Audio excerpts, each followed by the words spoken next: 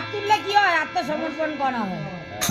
কারণ গোবিন্দ আমার স্বয়ং নিজেই এই দু বাহু তুলে নদিয়ার পথে পথে হরিনাম বিলি করেছেন।